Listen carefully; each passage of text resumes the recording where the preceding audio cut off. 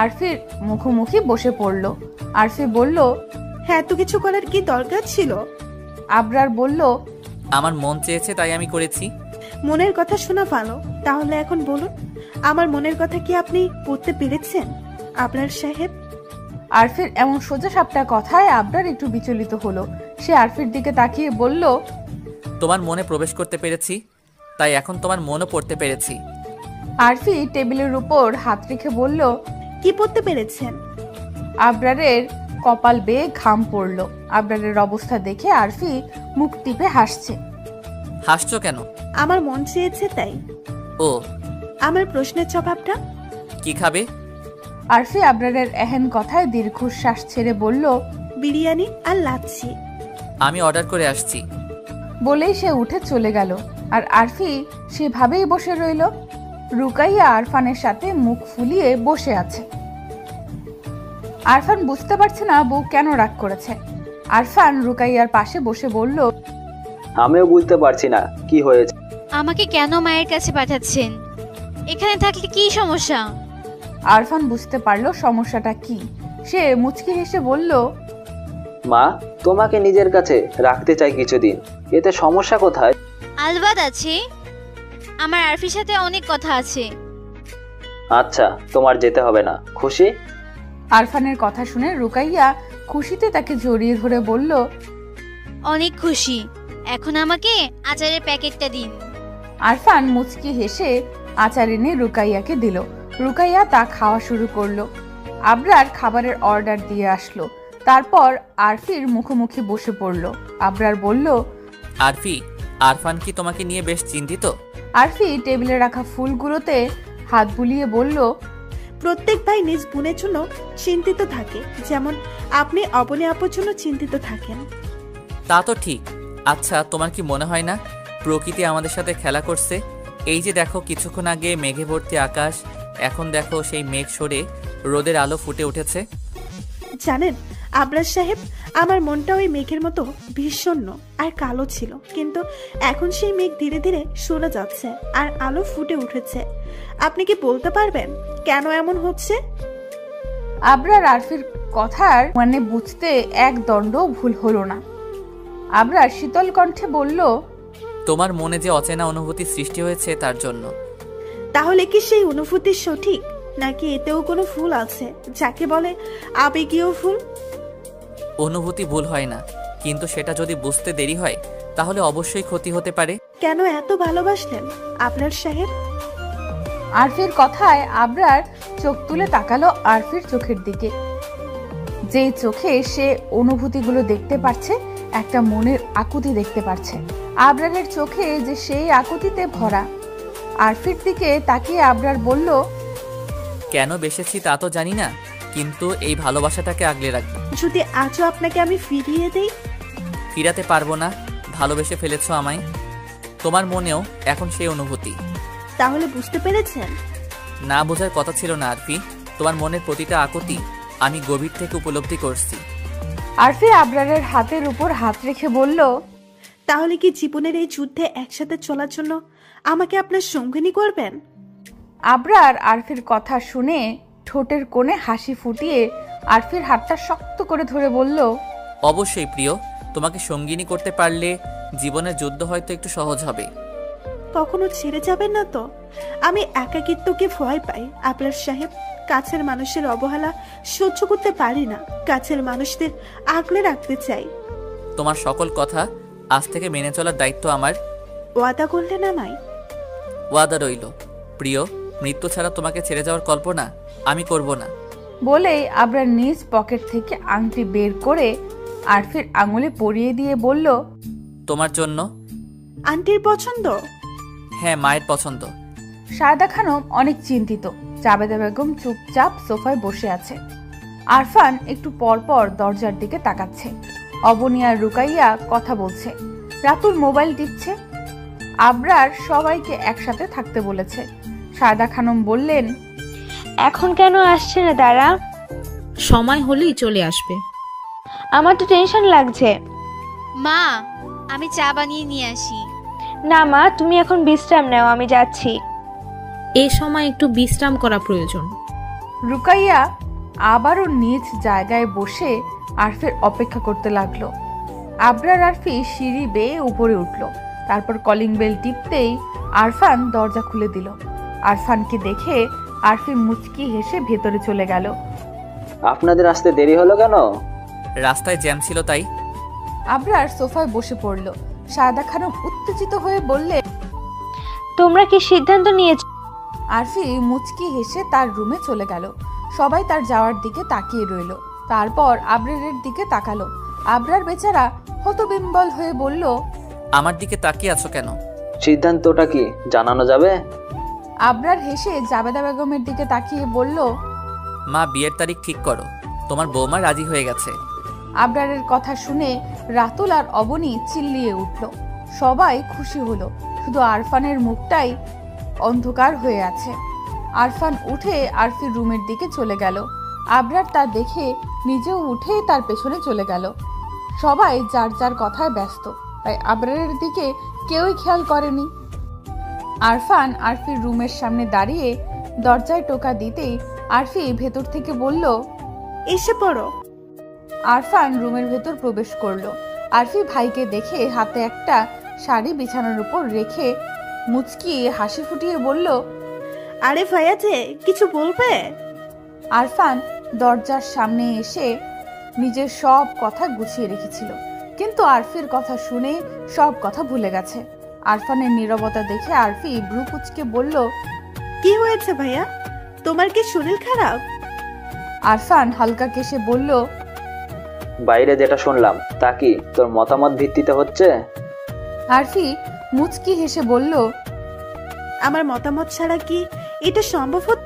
আরফান বলল, জিনিসগুলো খুব দ্রুত হচ্ছে। ভাইয়া, তোমার কি আবরার সাহেবকে পছন্দ না? কি বলিস? উনি ছেলে হিসাবে উত্তম, তোকে অনেক ভালো রাখবে। তাহলে সমস্যা? বাবা ছেড়ে চলে গেছে, বেশি দিন হয়নি। এখন তুইও যদি ছেড়ে চলে যাস তাহলে কিভাবে চলবে? এতটুকু বলতেই আরফানের চোখ দুটো ছলছল করে উঠল। আরফি ভাইয়ের মনের অবস্থা ভালোই টের পাচ্ছে, তাই সে বলল, ভাই, আমি তো 7 সমুদ্র দূরে যাচ্ছি না, আর আমার যখন মন চাইবে এখানে এসে পড়ব। আরফি থেমে গেল, কারণ সামনে আবরার দাঁড়িয়ে আছে। আরফিকে এভাবে থেমে যেতে দেখে আরফান পেছন ফিরে আবরারকে দেখে বলল, আপনি এখানে? আরফান, তোমার চিন্তা একদম ঠিক। আমি তোমাকে ওয়াদা করছি, আরফির যখন মন চাইবে তখনই এ বাসায় আসতে পারবে। আমার বোনের দায়িত্ব এখন থেকে আপনার। আমি চাই না আপনার জন্য আমার বোনের চোখে পানি গড়িয়ে পড়ুক। কথাটা মাথায় থাকলে খুশি হব। বলেই আরফান রুম থেকে চলে গেল। আবরার আরফির দিকে তাকিয়ে বলে, তোমার ভাই কি আমাকে থ্রেট করে গেল?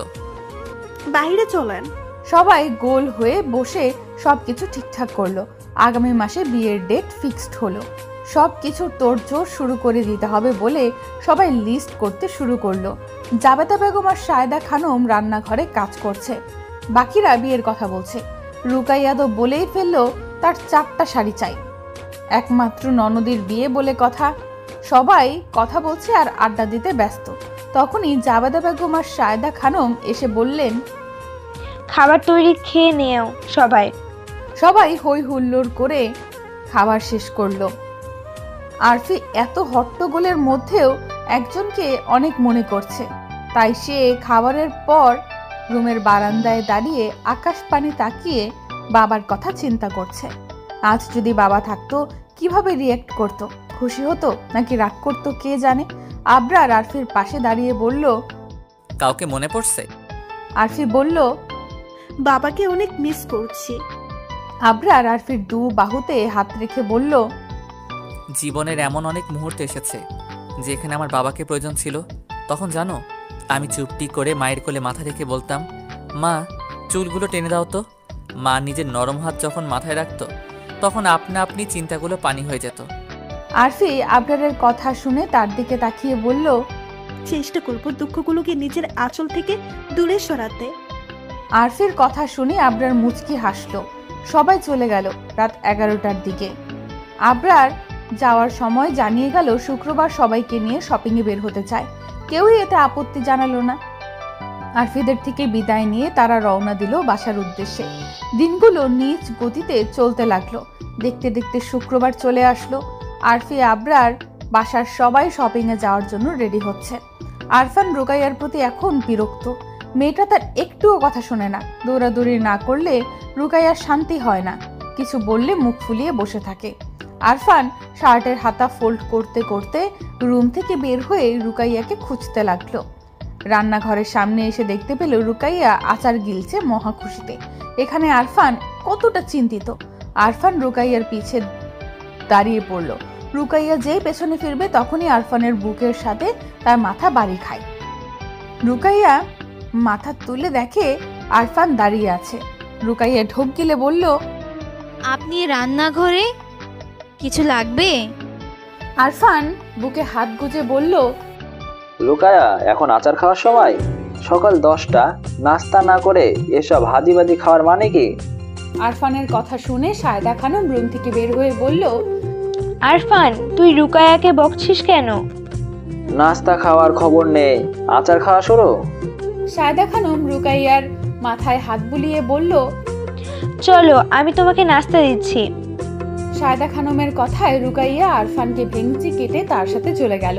12টার দিকে সবাই একত্রিত হয়ে রওনা দিল শপিংয়ে। অবনী, রাতুল, রুকাইয়া, আরফি সবাই কথায় ব্যস্ত। আরফান আর আবরার চুপচাপ বসে আছে। জাবেদা খানম আর সায়দা খানম বাসায় রয়েছে। তারা যাবে না শপিং করতে। আবরার আর চোখে আরফিকে দেখছে, কারণ সে আজ তার পাশের সিটে বসেনি, বরং আরফানকে বসিয়ে দিয়েছে। আবরার গাড়ি ড্রাইভ করছে। তখনই আরফান পেছন ঘুরে রুকাইয়াকে বলল, তোমার কি খিদে পেয়েছে? রুকাইয়া বিরক্ত হয়ে বলল, কত খাবো আমি? মাত্রই তো খেয়ে বের হলাম। তুমি বাইরে খাবার খাবে না, ব্যাগে মা খাবার দিয়েছে, তাই খাবে। আরফানের কাণ্ড দেখে গাড়িতে উপস্থিত সবাই মুখ টিপে হাসছে। রুকাইয়া তা দেখে লজ্জা পেয়ে যায়। আরফানও তা বুঝতে পেরে চুপ হয়ে বসে পড়ে। আবরার বলল, আরফান ভাবি মনে হয় লজ্জা পেয়েছে। শুরু থেকেই এইরকম। আড্ডা দিতে দিতে সবাই শপিং মলে চলে আসলো। সবাই গাড়ি থেকে নেমে পড়লে আবরার গাড়ি পার্ক করতে চলে যায়। কিছুক্ষণ পর আবরার ফিরে আসলে সবাই ভেতরে ঢুকে পড়ে। আরফি যখনই ভেতরে যেতে নিবে আবরার সবার অগোচরে তার হাত ধরে ফেললো। আবরারের রেহেন কাণ্ডে আরফি অবাক হলো। আবরারের পাশে দাঁড়িয়ে ফিসফিস করে বলল, কি করছেন? হাত ছাড়েন, কেউ দেখলে কি বলবে? হবু বউয়ের হাত ধরেছি, এতে কি হয়েছে? আর আমার সাথে কথা বলছো না কেন? সেই কখন থেকে তোমাকে দেখছি। মহা বিপদ তো, সবাইকে রেখে আপনার সাথে কথা বলবো? লজ্জা শরম বেঁচে খেয়েছেন? লজ্জা শরম বেঁচে কটকটি খেয়েছি। তখনই অবনী বলল, তোমরা কি আসবে না? আরফি আর আবরার তার দিকে তাকালো। আরফি নিজ হাত ছাড়িয়ে অবনীর সাথে চলে গেল। সবাই শপিংয়ে ব্যস্ত, যে যার মতো কেনাকাটা করছে। আরফি শাড়ি দেখছে, রুকাইয়া তার সাহায্য করছে, কিন্তু বারবার ব্যর্থ হচ্ছে। হঠাৎ একটা শাড়ি হাতে নিল। আবরার উপস্থিত হলো, আরফির সামনে রেখে বলল, দেখো তো শাড়িটা কেমন লাগছে। আরফি শাড়িটা দেখে বলল, ঠিকই আছে। আরফি পাশে দাঁড়ানো রুকাইয়া বলল, আরফি, শাড়িটা কিন্তু বেশ ভালো, আর তোমাকে মানাবেও ভীষণ। তাহলে এইটাই নিয়ে নেই। সারাদিন শপিংয়ে চলে গেল। অনেক কিছুই কেনা হয়ে গেছে, তাই সবাই সিদ্ধান্ত নিল বাকি জিনিস পরে নেওয়া যাবে। এখন সবাই বাসায় চলে যাবে।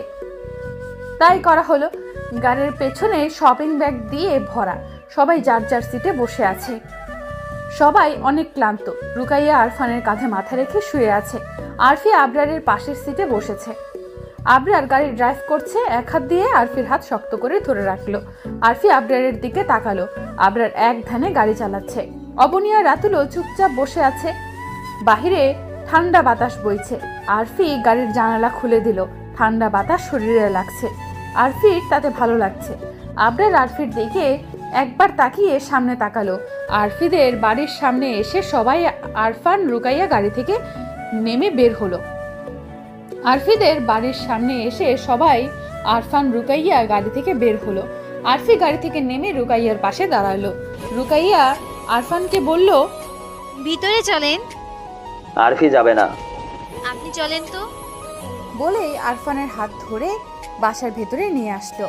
আরফি আবরারকে বলল, আমি তাহলে আজ আসি।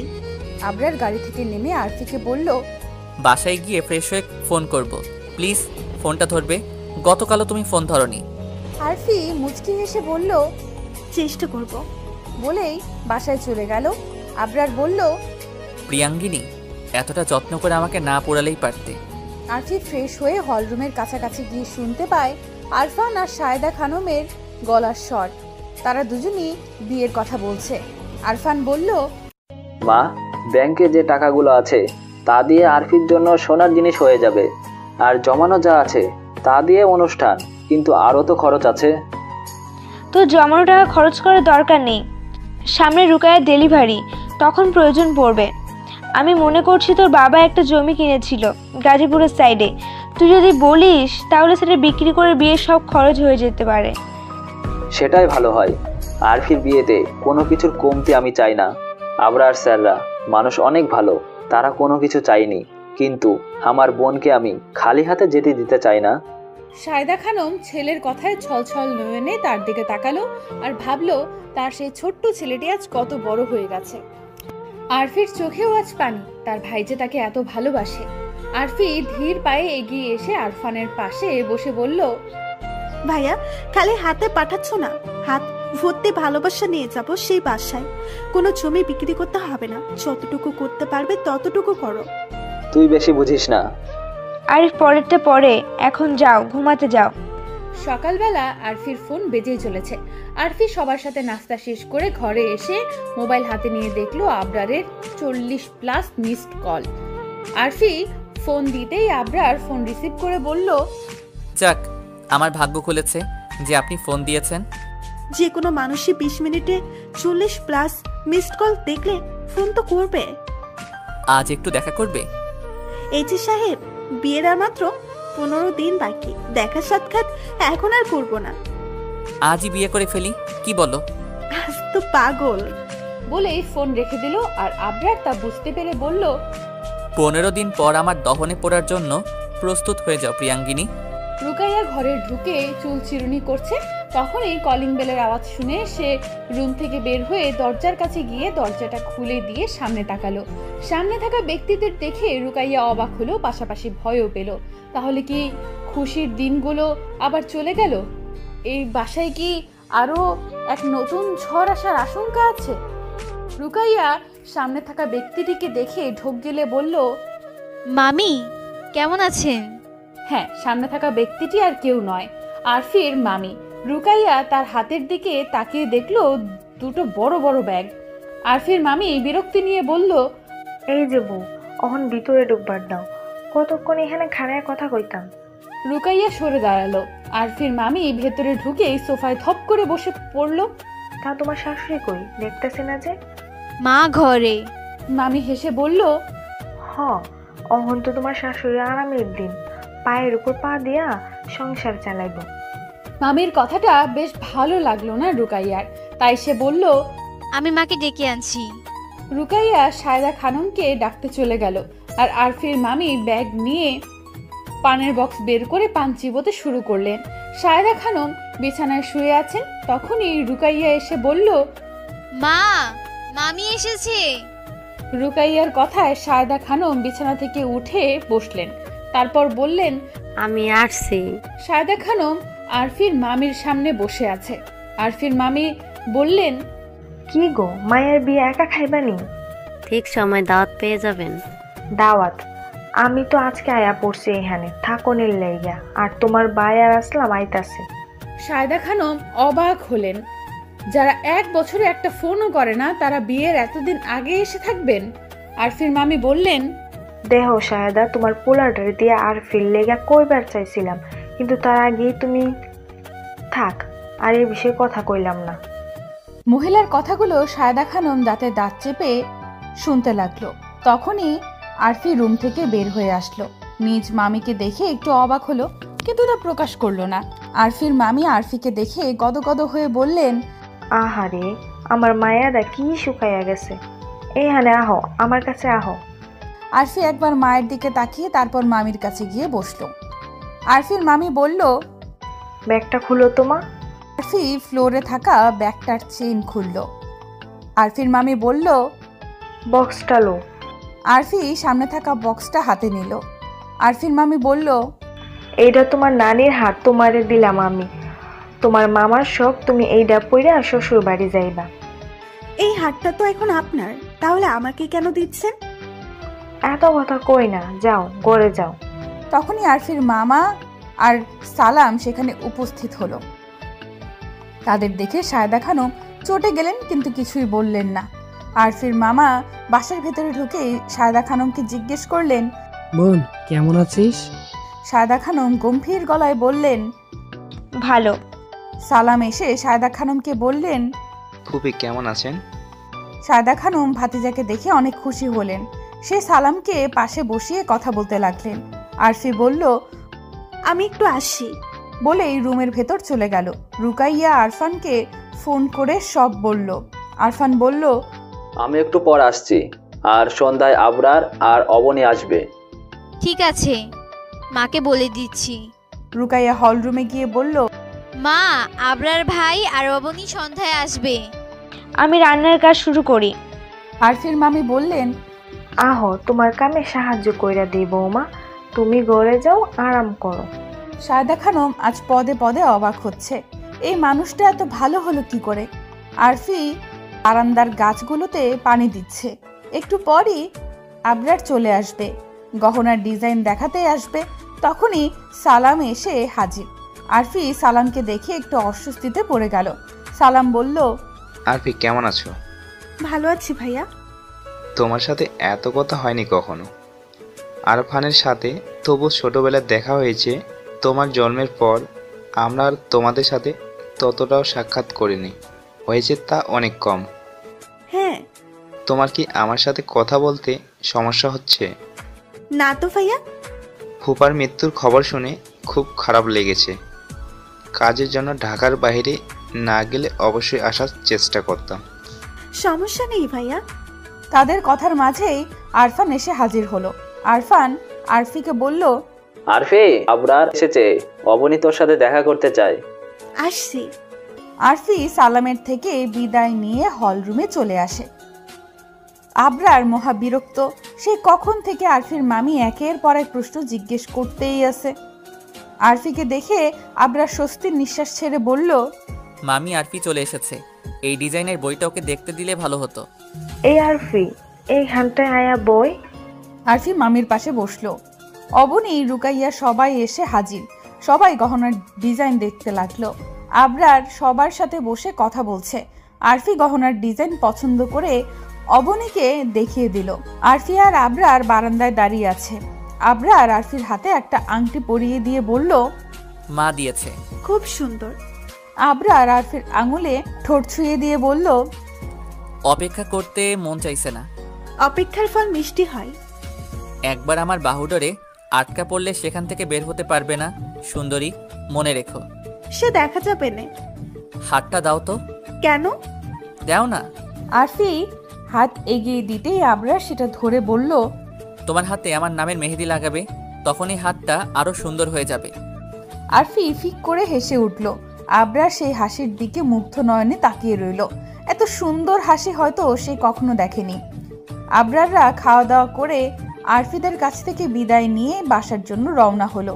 তারা চলে যেতেই আরফান তার মামাকে বলল, আরফির বিয়ের খবরটা কিভাবে পেলেন? তোমার তাজরিন খালা থেকে। ও, বিয়ের সব ব্যবস্থা ঠিকভাবে হয়ে গেছে তো? জি, আল্লাহর রহমতে সব ঠিকভাবে হচ্ছে। এই টাকাগুলো রাখো। আরফানের দিকে এক বান্ডিল 500 টাকার নোট এগিয়ে দিয়ে বললেন তিনি। আরফান বলল, এসব কেন মামা, আপনারা এসেছেন তাই অনেক, এসবের দরকার নেই।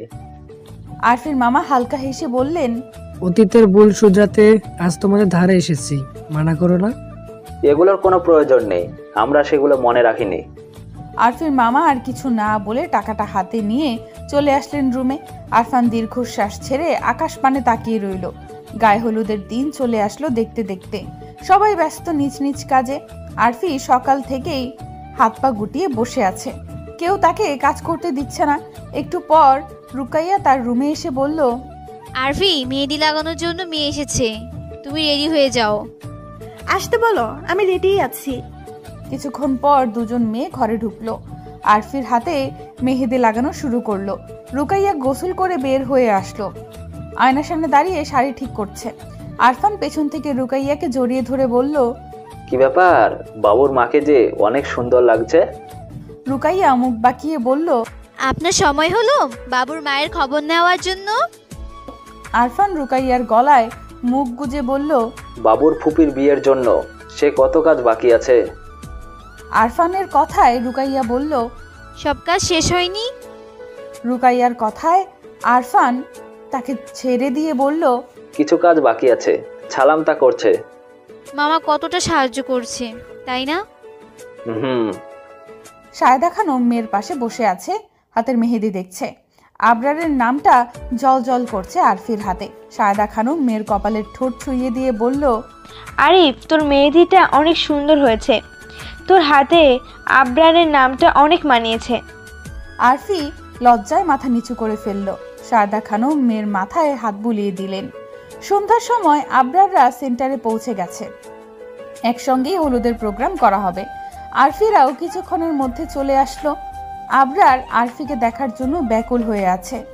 রাতুল বলল, ওর সইছে না আন্টি, মানা করেছে স্টেজে গেলেই দেখতে পারবি। বেশি কথা বলিস না, এমনি মনটা আনচান আনচান করছে, চুপ থাক। আরফি কাঁচা হলুদ রঙের শাড়ি ফুলের গহনা পরে বসে আছে। দেখতে তাকে হলুদ পরি লাগছে। রুকাইয়া, অবনী আর শ্রেয়া এসে আরফিকে নিয়ে স্টেজে চলে গেল।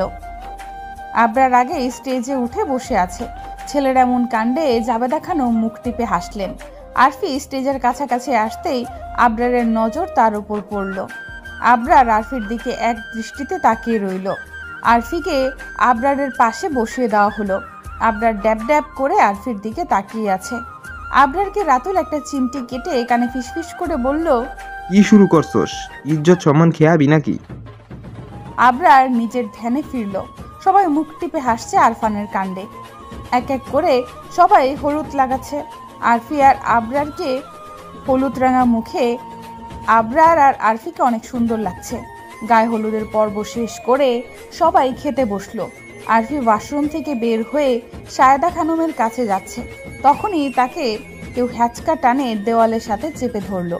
আরফি যখনই চিৎকার করতে যাবে সামনের দিকে তাকিয়ে চুপ হয়ে গেল, কারণ আবরার দাঁড়িয়ে আছে। আরফি আবরারকে দেখে ঢোক গিলে বলল, আপনি এভাবে টেনে আনলেন কেন? আমার বউকে আমি হলুদ লাগাবো না? কেউ দেখলে কি লজ্জাটাই না পাবো আমি? ছাড়েন। একটু না, আগে হলুদ তারপর। বলেই আবরার আরফির গালে হলুদ ছুঁয়ে দিল। আরফি চোখ বন্ধ করে রাখলো। আবরার মুগ্ধ হয়ে তার দিকে তাকিয়ে আছে। আবরার মুখ এগিয়ে আরফির গালে ঠোঁট ছোঁয়াতে যাবে, তখনই আরফি এসে ডাকতে লাগলো, আরফি ভাবি, ভাবি। আবরার আরফিকে ছেড়ে দিয়ে সেখান থেকে চলে আসলো। আরফি নিজেকে ঠিকঠাক করে অবনীর কাছে চলে আসলো। আরফিকে দেখে অবনী বলল, খেয়ে নিবে, চলো, মা ডাকছে তোমাকে। আরফি অবনীর পেছন পেছন চলে আসলো। সবাই খাবার খেতে বসলো। আরফিকে সায়দা খানম খাইয়ে দিচ্ছে। সবার খাওয়া দাওয়ার পর রওনা হলো বাসার উদ্দেশ্যে। আগামীকাল বিকেলে তাই সবাই রেস্টের দরকার আছে। বাসায় পৌঁছে সবাই ফ্রেশ হয়ে যার যার রুমে শুয়ে পড়েছে। সবাই, কিন্তু ঘুম নেই আরফির চোখে। সে আনমনে বারান্দায় দাঁড়িয়ে চোখের পানি ফেলছে। আজ এ বাসায় এ রাতটাই তার শেষ রাত। কাল থেকে হয়তো নতুন জীবন শুরু হবে।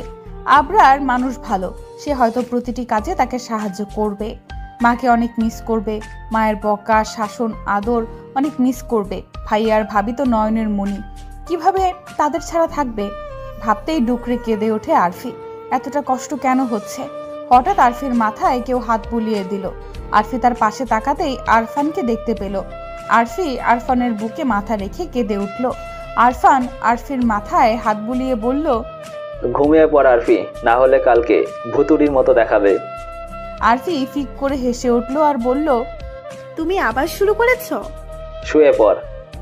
আরফান আরফিকে শুইয়ে দিয়ে দরজা বন্ধ করে নিজের রুমে চলে গেল। আরফি চোখ বন্ধ করে ফেলল। লাল বেনারসি, মাথায় লাল ওড়নার ঘোমটা, হাতে চুড়ি, খোপায় বেলি ফুলের মালা, সোনার অলংকার গায়ে, হাতে শোভা পাচ্ছে। বউ সাজে আরফিকে একদম নতুন একজন মানুষ লাগছে। তার চেহারার আদলটাও একদম অন্যরকম লাগছে। বউ বউ ভাব, আর নাকফুলটা জলজল করছে। রুকাইয়া আরফির দিকে হা হয়ে তাকিয়ে আছে। রুকাইয়ার চাহনি দেখে আরফি বিরক্ত হয়ে বলল, কি দেখছো ভাবি? আমাকে কোনোদিন দেখোনি মনে হচ্ছে। তোমাকে দেখতে অনেক সুন্দর লাগছে, বউ সাজে তোমাকে অপরূপ লাগছে। আরফি লজ্জাবতী গাছের মতো নুইয়ে পড়ল। রুকাইয়া মোবাইলটা বের করে কতগুলো ছবি তুলে ফেললো আরফির। আরফি তা দেখে বলল, ভাবি, আবরার সাহেবকে ছবি পাঠাবে না একদম। কেন? একটু জ্বালাতন করলে কি আসে যায়? ওরে দুষ্ট ননদিনী, কি বলে? রুকাইয়া হো হো করে হাসতে লাগলো। আরফিও মুখ টিপে হাসতে লাগলো। আবরারের বাসায় সবাই ব্যস্ত, বরযাত্রা নিয়ে বের হবে। আবরার রুমে পায়চারি করছে। রাতুল বিরক্তিকর চোখে তাকিয়ে আছে। আবরারের ছটফটানি দেখে রাতুলের ইচ্ছা হচ্ছে তার মাথা ফাটিয়ে দিতে, কিন্তু বিয়ের দিন বরের মাথা ফাটা অবস্থায় বেশ ভালো দেখাবে না, তাই রাতুল নিজেকে ঠান্ডা রাখছে। আবরার পায়চারি বন্ধ করে রাতুলের দিকে তাকিয়ে বলল, শোন দোস্ত, একটা ছবির ব্যবস্থা করতে পারবি না? ওই খচ্চর বেটা বাবি হন পার্লারে, আমি কি মহিলা পার্লারে ঢুকিয়া মায়ের খামু? বোরকা পরে ঢুকবি। আমি তো আর বিয়া খাইতাম না, মায়েরে নিয়া গেলাম ভাই। রাগ করিস না রুকাইয়া, ভাবিও কোনো ছবি পাঠালো না আরফির। ওই তুই কি বিয়া করবার যাবি না? সবাই তোর রাইখা দৌড় দিব, দেখিস। রাতুলের কথা শুনে আবরার রেডি হতে শুরু করলো। রাতুল তার সাহায্য করতে লাগলো আর বলল, শোন দোস্ত, একটা কথা বলি। আবরার শেরওয়ানির কালার ঠিক করতে করতে বলল, বলে ফেল।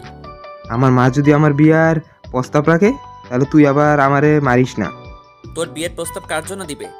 রাতুলের কথা বুঝতে আবরারের একটু সময় লাগলো, কিন্তু বুঝে নিল। আবরার রাতুলের দিকে বিস্ফোরিত চোখে তাকালো। রাতুল বলল, আমি কিছু জানি না, মা খালি উল্টাপাল্টা ভাবে। উল্টাপাল্টা ভাবার বিষয় নিশ্চয়ই তুই দিয়েছিস। সি সি, তুই এসব কি বলিস? পরেরটা পরে, এখন এসব কথা বলিস না। রাতুল আর কিছু বলল না। আবরার রাতুলের অগোচরে মুখ টিপে হাসলো। জাবেদা বেগম আর রাতুলের মা সব কাজের তদারকি করছেন। অবনী রেডি হচ্ছে, তাই তাকে ডিস্টার্ব করতে চায় না কেউ। রাতুলের মা বললেন, আপা, আপনারা নতুন বৌমা নিয়ে আমাদের বাসায় আসবেন? অবশ্যই। আমার একটা ইচ্ছা আছে যা আমি বলতে চাই। অবশ্যই, বলেন। রাতুলের মা জাবেদা বেগমের হাত ধরে বললেন, আপনার ঘরটা যেমন নতুন মেয়ের আগমন উচ্ছ্বাসে ভরা, আমিও চাই আমার ঘরটাও এমন হয়ে উঠুক। বুঝলাম না। রাতুলের জন্য অবিনকে পছন্দ করেছি। জাবেদা বেগম কিছুক্ষণের জন্য স্তব্ধ হয়ে গেলেন। সে ভাবছে কি জবাব দেবে। পরক্ষণেই নিজেকে সামলে বললেন, আপা, আবরারের সাথে কথা বলে জানাবো, আপনি নিশ্চিন্তে থাকুন। রাতুলের মা কিছু না বলে মুচকি হেসে কাজে মনোযোগ দিলেন। সেন্টারে মেহমান আসা শুরু করে দিয়েছে। আরফি রেস্টরুমে আছে। রুকাইয়াও তার সাথেই আছে। আরফির মামি কিছুক্ষণ পর পর এসে আরফিকে দেখে যাচ্ছে। আরফির অনেক ক্ষুধা পেয়েছে, কিন্তু বলতে পারছে না। হঠাৎ সায়দা খানম হাতে প্লেট নিয়ে হাজির। আরফি তা দেখে খুশি হলো। সায়দা খানম নিজ হাতে আরফি আর রুকাইয়াকে খাইয়ে দিচ্ছে। সায়দা খানমের চোখে পানি, হয়তো মেয়েকে আজ শেষবারের মতো একান্তভাবে পাচ্ছে। কিছুক্ষণ পর মেয়ে যে তার বড্ড দূরে চলে যাবে, নিজ জীবনে সে ব্যস্ত হয়ে যাবে। আরফি মায়ের চোখের পানি হাত দিয়ে মুছে দিয়ে বলল, আমি চলে যাচ্ছি তো কি হয়েছে? রুকাইয়া ভাবি তো আছে। সায়দা খানম মুচকি হেসে আরফির কপালে ঠোঁট ছুঁয়ে বলল, সুখী হও মা জীবনে। বরযাত্রা এসে পড়েছে, সবাই ব্যস্ত তাদের খাতিরদারি করতে। রুকাইয়া এসে আরফিকে বলল, এই যে নতুন বউ, তোমার বর কিন্তু এসে পড়েছে। রুকাইয়ার কথা শুনে আরফির হার্টবিট অনেকটাই বেড়ে গেছে। একটু পর তার বিয়ে হয়ে যাবে আবরারের সাথে। সে কারো জীবন সঙ্গিনী হবে নতুন বউ। এটা ভাবতেই আরফির গাল দুটো লাল হয়ে আসলো। রুকাইয়া আরফির মাথার ঘোমটা ঠিক করে বলল, লজ্জা সব কুড়িয়ে রাখো রাতের জন্য।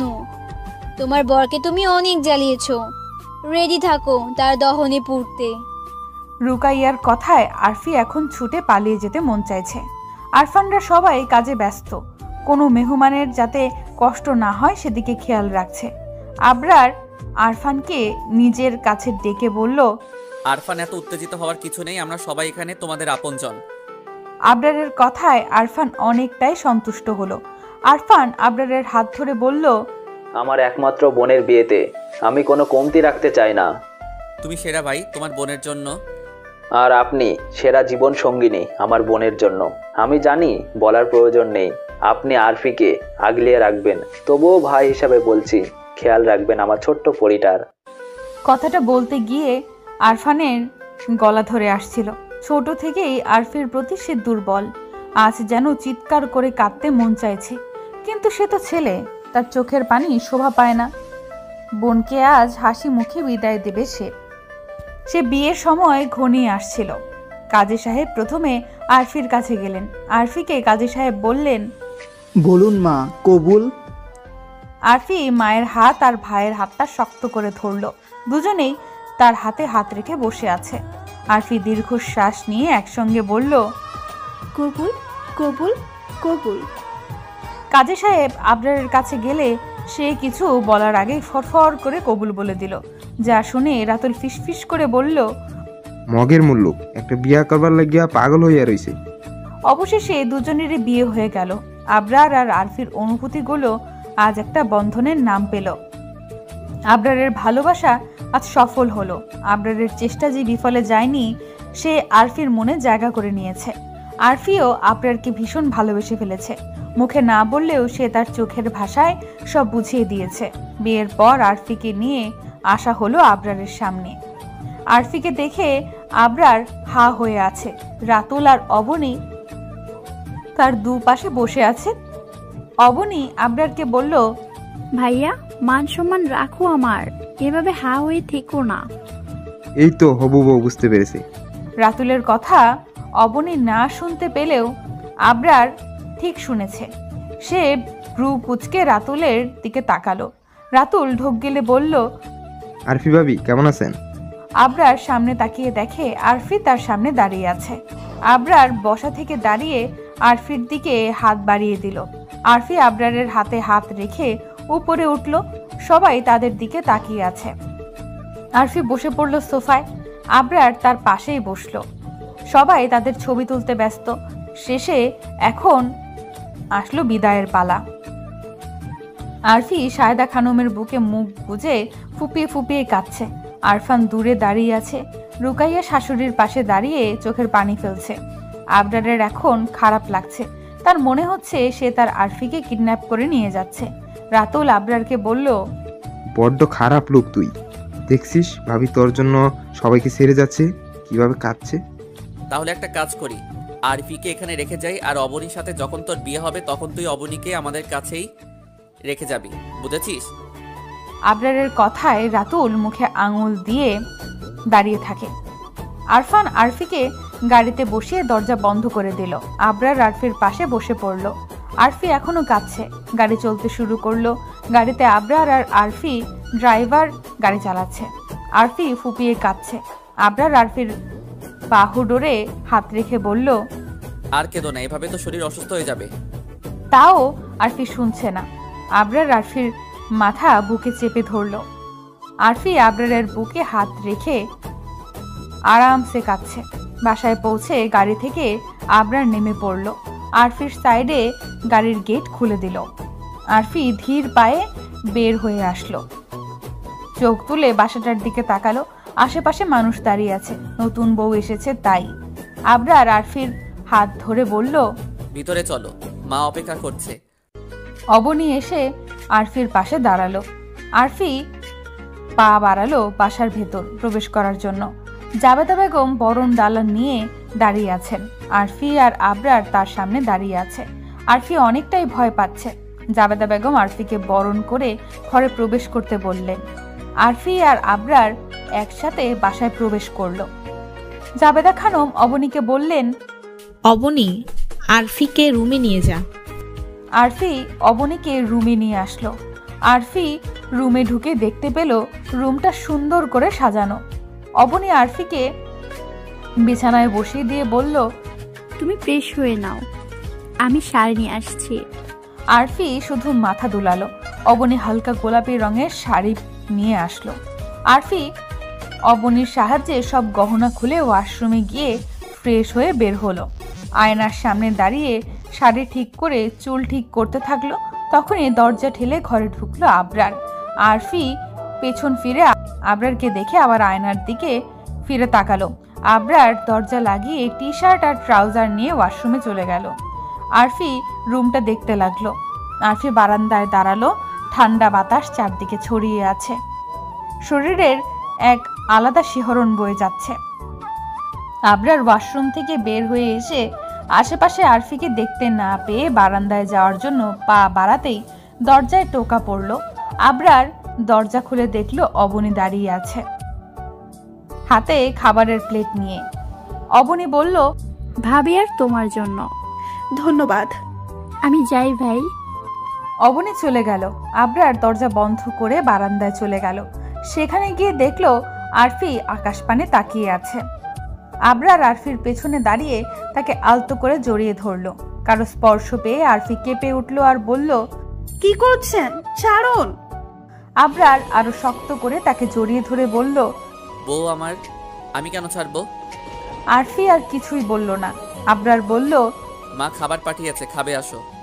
আবরার আরফিকে রুমে নিয়ে এসে নিজের হাতে খাইয়ে দিল। খাওয়া শেষে আবরার হঠাৎ আরফিকে কোলে তুলে নিল। আরফি আকস্মিক ঘটনায় অনেকটাই অবাক। আবরার আরফিকে নিয়ে বিছানায় শুইয়ে দিল। আরফি ভয় পেয়ে চোখ বন্ধ করে ফেলল। আবরার তা দেখে মুচকি হেসে আরফির উপর থেকে সরে আসলো। আরফি মাথায় হাত বুলিয়ে দিয়ে বলল, ঘুমিয়ে পড়ো, তোমার রেস্টের প্রয়োজন। আবরারের এহেন কথায় আরফি চোখ খুলে তাকালো আবরারের দিকে। আবরার মুচকি হাসলো। আরফি আবরারকে জড়িয়ে ধরলো। আবরার আরফিকে আরো শক্ত করে জড়িয়ে ধরে চোখ বন্ধ করে নিল। আজ ঘুমটা হয়তো খুবই ভালো হবে। ভালোবাসার মানুষ যদি নিজ বাহুডোরে থাকে তাহলে ঘুম তো নিশ্চিন্তে দেওয়াই যায়। আরফান বারান্দায় দাঁড়িয়ে আছে। রুকাইয়া তার পাশে দাঁড়িয়ে আছে। রুকাইয়া বলল, আরফির কথা মনে পড়ছে? হওয়াটাই তো স্বাভাবিক। আরফি অনেক সুখী হবে। আবরার স্যার অবশ্যই আরফিকে আগলে রাখবে, কিন্তু ভাই তো বোনের জন্য চিন্তা করবেই। বাবু তার ফুপির জন্য অনেক চিন্তা করেছে, তাই তার ক্ষুধা লেগেছে। আরফান ফিক করে হেসে রুকাইয়ার গাল টেনে বলল, বাবুর জন্য এখনই খাবার নিয়ে আসছি। আরফান চলে যেতেই রুকাইয়া বলল, আপনি চিন্তা করবেন না আরফান, দেখবেন আবরার সাহেব আরফিকে রানী করে রাখবে। 3 বছর পর। অর্পি একদম দৌড়াদৌড়ি করবে না, ব্যথা পেয়ে যাবে। আজ তোমার ফুপিরাও আসবে সোনামা। রুকাইয়া কথাগুলো বলছে আর তার 3 বছরের মেয়ে বাচ্চার পিছে দৌড়াচ্ছে। অর্পি মায়ের কোনো কথাই শুনছে না। এবার রুকাইয়া সোফায় বসে পড়ল। তখনই কলিং বেলের আওয়াজ আসলো। রুকাইয়া দরজার সামনে গিয়ে দরজা খুলে দিল। সামনে আরফি আর আবরার দাঁড়িয়ে আছে। আরফিকে অতি সাবধানে ঘরে প্রবেশ করালো আবরার। আরফিকে দেখে অর্পি দৌড়ে এসে হাত বাড়িয়ে দিল। রুকাইয়া অর্পিকে কোলে তুলে বলল, ফুপি কোলে নিতে পারবে না, ফুপির পেটে ছোট্ট একটা বাবু আছে, ব্যথা পাবে। আরফি 9 মাসের অন্তঃসত্ত্বা, যে কোনো সময় বাবুর আগমন হবে। আরফি সোফায় বসে বলল, অর্পি মা, ফুপি এখন তোমাকে কোলে নিতে পারবে। ভাবি দাও। ভাবি নিতে পারবে আরফি অর্পিকে। রুকাইয়া অর্পিকে আরফির কোলে তুলে দিল। আরফি অর্পির সাথে কথা বলতে শুরু করলো। অবনীরা কবে আসছে? আজই আসবে, রাতুলের কিছু কাজ আছে, তা সেরে আসবে। রাতুল আর অবনীর বিয়ের আজ 1 বছর হবে, তাই সবাই আজ বাহিরে যাবে, ঘুরতে যাবে। আবরার বলল, আরফি আমরা না যাই, তোমার অবস্থা তো বেশ ভালো না। বেশি কথা বলবে না, আমরা যাব। আবরার আর কিছু বলল না। একটু পর সবাই এসে পড়ল। আরফি, আবরার, আরফান, রুকাইয়া, অর্পি, অবনী আর রাতুল রওনা দিলে রেস্টুরেন্টের উদ্দেশ্যে সব ঠিক চলছিল। তখনই আরফির পেটে হাত দিয়ে বলল, আমার অনেক ব্যথা করছে। আবরার এটা শুনে অনেকটাই রেগে গেল আর বলল, আমি আগেই বলেছিলাম আমরা আজ যাব না, কিন্তু আমার কথা শুনলো না। হাসপাতালের দিকে গাড়ি ঘোরাতে হবে। রাতুল তাই করলো। আরফির ব্যথা বাড়ছেই। আবরার তাকে সামলাচ্ছে। অবনী আর রুকাইয়াও আছে। আরফান অর্পিকে সামলিয়ে রাখছে। কিছুক্ষণ পর তারা হাসপাতালে পৌঁছালো। রুকাইয়া জাবেদা বেগম আর সায়দা খানমকে ফোন করে সব বলে দিয়েছে। তারা রওনা দিয়েছে। আবরার আরফির হাত শক্ত করে ধরে রেখেছে। ডক্টর এসে আরফিকে ভেতরে নিয়ে গেল। আরফি আবরারের দিকে তাকিয়ে রইল। আবরার চেয়ারে ধপ করে বসে পড়ল। তার অনেক কষ্ট হচ্ছে, সব কিছু অগোছালো লাগছে, এত খারাপ লাগছে বুঝাতে পারবে না। রাতুল আর আরফান আবরারের সামলাতে ব্যস্ত হলো। জাবেদা বেগম আর সায়েদা খানমও এসে পড়েছে। আবরার বারবার শুধু ওটির দিকে তাকাচ্ছে। কি হচ্ছে ভেতরে আল্লাহ ছাড়া কেউ জানে না। হঠাৎ বাচ্চার কান্নার আওয়াজে সবাই থমকে গেল। আবরারের মুখে এক চিলতে হাসি ফুটে উঠল।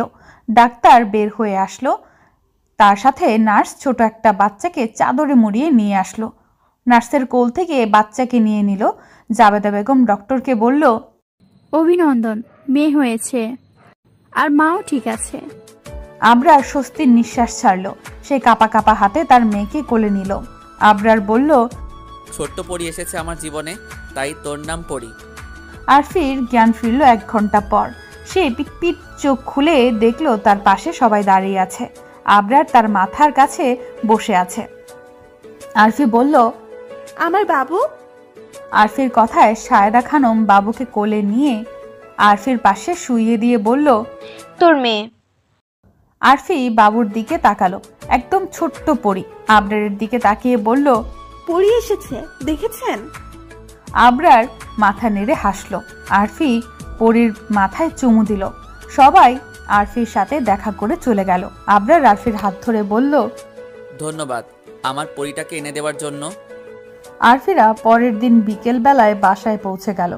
আরফি সবার সাথে কিছুক্ষণ আড্ডা দিয়ে ঘরে এসে শুয়ে পড়ল। পরীকে সায়েদা খানম নিয়ে গেছে, তাই আরফি একটু রেস্ট নিচ্ছে। আবরার আরফির পাশে শুয়ে তার গালে ঠোঁট ছুঁয়ে দিল। আরফি চোখ বন্ধ করে বলল, সুযোগ নেওয়া হচ্ছে আমার ঘুমের? নিজের বইয়ের সুযোগ নিব কেন? অধিকার আছে আমার। আরফি আবরারের দিকে ফিরে তার বুকে মাথা রেখে বলল, আপনি ভয় পেয়েছিলেন? ও সময়ের অনুভূতি তুমি বুঝবে না। ভালোবাসি আপনার সাহেব। ভালোবাসি প্রিয়াঙ্গিনী। তখনই পরীর কান্নার আওয়াজ আসলো। আরফি হেসে বলল, ভালোবাসার সময় নেই মিস সালমান। হায় রে কিসমত। বলেই নিচে চলে গেল। আর আরফি হাসতে লাগলো। এইভাবেই ভালো থাকুক প্রতিটি ভালোবাসা। আরফি আর আবরারের পরিবার এখন স্বয়ংসম্পূর্ণ ভালোবাসায় ভরপুর। অনুভূতির মেলা এখন তাদের ঘর জুড়ে। ভালো থাকুক তারা তাদের ভালোবাসাময় জগতে।